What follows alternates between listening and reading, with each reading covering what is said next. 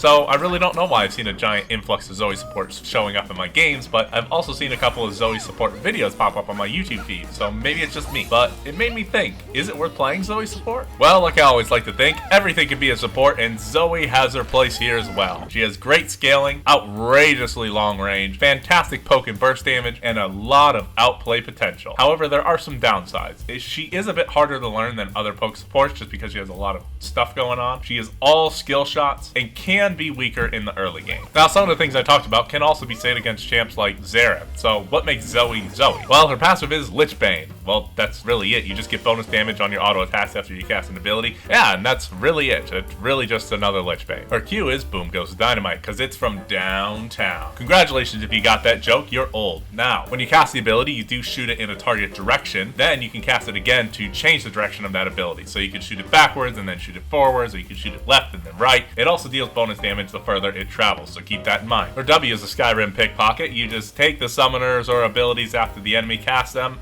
and you get a bonus summoner spell. And whenever you cast a summoner spell, you get bonus movement speed. There will also be 3 shots that are charged to you that will go to the nearest enemy when you cast. Kinda like an REW, but it's a little slow. Her E is the Lullaby Ball. This will throw out a ball that when it hits the enemy will put them to sleep in about a second or so. It deals damage, then once they go to sleep, they lose magic resist, then the next ability that hits them deals bonus damage. So you don't have to pop it yourself, but it's better if you do, because then you can get that big burst of damage. Last up, her R is the Nenanabubu. This will jump Zoe in target direction. Then after about a second, she'll return to her original location. You can cast abilities and do auto attacks while you're in this as well. Now for her runes. They don't really change much from where she is in the mid lane. Electrocute for more damage, Taste of Blood, because I really don't know why. I probably should have gone with either one of the other two, because you dash a ton and you immobilize anyone. That's literally everything you do in parts of your kit. Eyeball Collection for even more damage, and Treasure Hunter because I like gold. Secondary tree, we go Mana Flow for more mana, and any of the other ones really work. I went Scorch just for a little bit more burst in the early game. And basically items are the same as well. The king of poke damage right now, Ludens and Storm. Get yourself some boots after that, Shadow for crits on your abilities, Death Cap for even more AP, and Zax on your support item. That's it, easy peasy. And we did it! We're in the game, and we're gonna take this Mac and these Capri Suns, because I don't care if she's 1,000 years old, this is a child, and alcohol is for adults. Now, once we're in lane, we really don't have a good level 1, so we're probably gonna get pushed on, but that's okay. We either want to be pushed in or pushing them, because we do not want to be in the middle of the lane. Because once we hit level 2, you can start throwing your bubbles through walls, and in the middle of the lane doesn't really help you with the range on that ability. Did I not say this before? Her W charge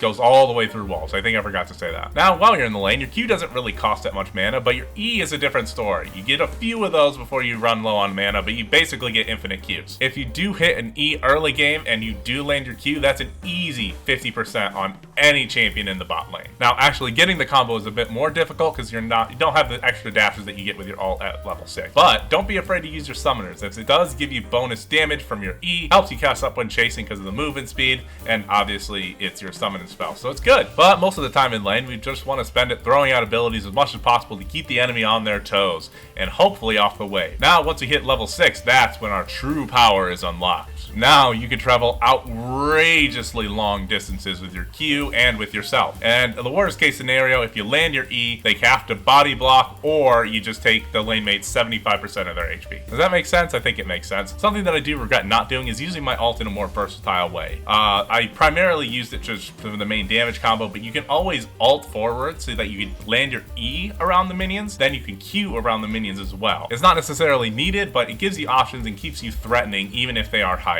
And really, once you're in lane, you just want to play like a poke support. Zoe is fantastic against enchanters, a little bit worse against poke supports, and not too great against engaged champions just because of how squishy she is. So keep that in mind when you're picking. But from there, we just want to get kills, push lanes, get plates, get towers. Now let's take a look at that mid game. Now in the mid game, just like LeBlanc support, we want to control vision because we work the best as an AP assassin and we want to get as many picks as possible. But one of the advantages of Zoe is you have the opportunity to do this from extremely long ranges, because you can throw your E all the way through a long wall, Q back, alt forward, Q forward to hit them all for a bunch of damage. Now, you primarily want to look for picks, but you do want to be in lanes. Make sure you can keep scaling up in your levels because you do scale really well. And even with 1 or 2 items, you can easily 100 to 0 enemy ADCs, supports, you name it. But hey, you're an AP assassin, so you just want to play like that. But even poking champions with your Q, alt, even without hitting your E is still sometimes something good that you can do because you deal quite a bit of damage. Now, through it all, just make sure you don't neglect your support responsibilities like warding and being at the objectives, but really just try and stay close to your mid lane so you can kind of be anywhere that you need to be, and you can try and get those picks along the way. And that's it. We did it. We won the game. And if you enjoyed this video, check out the other big trickster of the Rift, LeBlanc.